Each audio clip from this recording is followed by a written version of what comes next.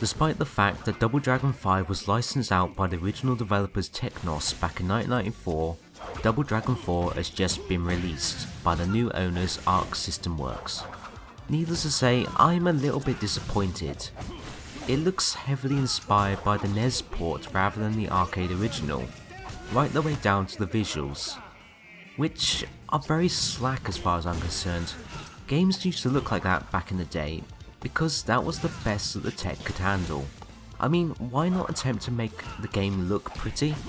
Maybe they didn't want to go down the expensive route of a full 3D upgrade, such as Double Dragon Neon here, which is an awesome and cheap game by the way. But at least they could have made it look like a SNES game. I mean, a lot of SNES games for their 2D visuals still hold up today. But anyway, that's enough of this. Let's get back on topic to the Sega Master System.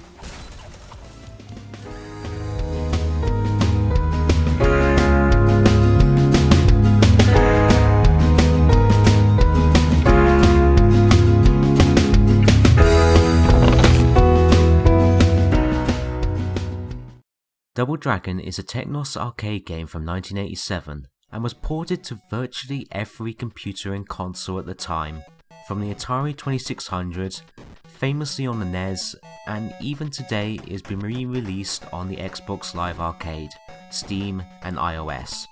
But the version I'm talking about today is the Sega Master System version, which was developed and published by Sega in 1988.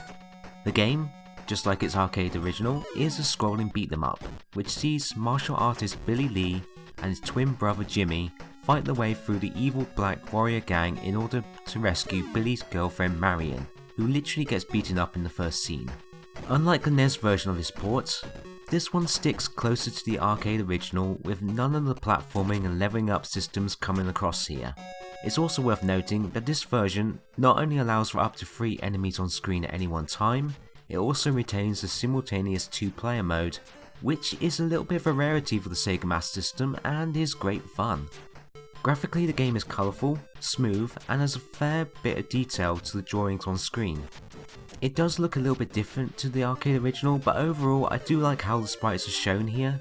My only fault would be is the amount of flickering when there's a lot of sprites on the screen. It's very noticeable when you're playing it in 2-player mode.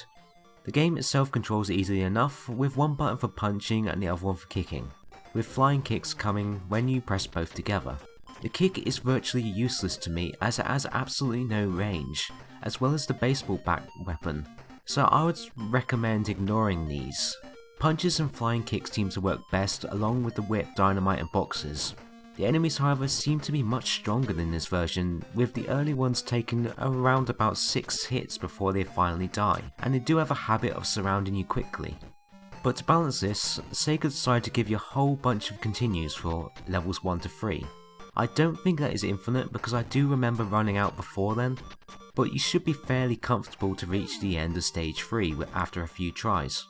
However, regardless of how many continues you have used previously, you can no longer use continues in the final stage 4. So naturally, it's usually standard to die shortly before you're due to start that level. This is the main reason why I've never managed to beat the game. Normally I've never managed to beat the game, I should say, because between the enemies to deal with, the stupid spear traps that seem to have no pattern, and the final boss, I can't seem to get through the thing without losing all my lives. I would have preferred them just to simply say 3 continues for the entire game, like most titles at the time, because it seems like a fair challenge. As a result, I often have to use the cheat for performing 10 flying kicks at the start of the 4th stage in order to get some continues just so I can see the end credits. I do technically believe that Double Dragon is the best scrolling beat 'em up on the Sega Master System. I wish they fixed the continue system, but it is great fun in multiplayer and is well worth playing. So anyway, I might as well get on with the playthrough now. I'm probably going to have to cheat in the last level. So yeah, let's get on with this.